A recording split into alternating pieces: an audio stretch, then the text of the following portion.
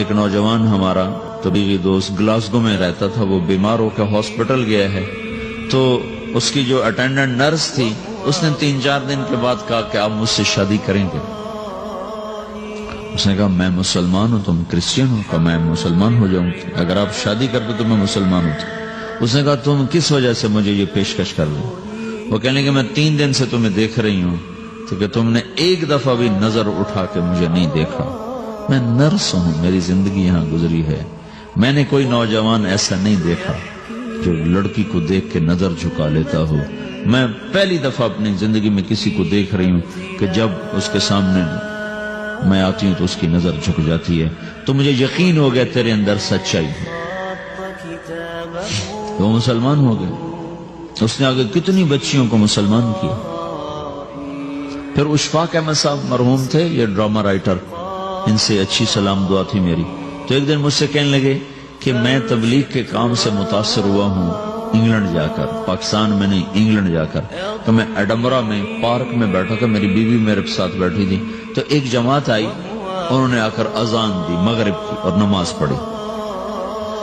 نماز کے بعد 13-14 لڑکیاں بھاگ کے آگے آئیں ان سے بات کرنے کے لیے، تو میں نے بیوی سے کہا آؤ سنو یہ کیا کہنے کہتے ہیں، تو کہا ہم دونوں بھی پہنچے، تو جس نے جماعت کرائی تھی نا اس کو ایک لڑکی آگے بڑھ کے کہتی آپ کو انگلش آتی؟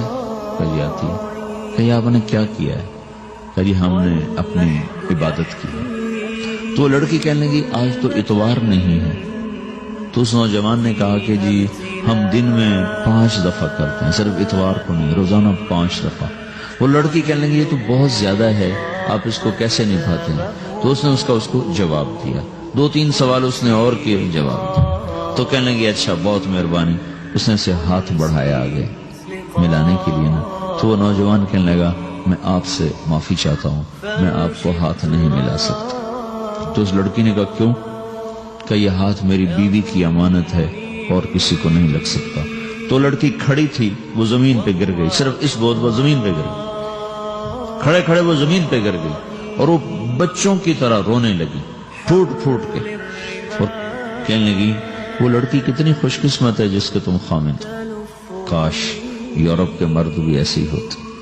اشفاق صاحب مرحوم کہنے لگے میں نے اپنی بیوی سے کہا بانو آج وہ تبلیغ ہوئی ہے کہ لاکھوں کتابیں بھی چھپ جاتی، وہ کام نہ ہوتا جو یہ نوجوان اپنے عمل سے کر لیا۔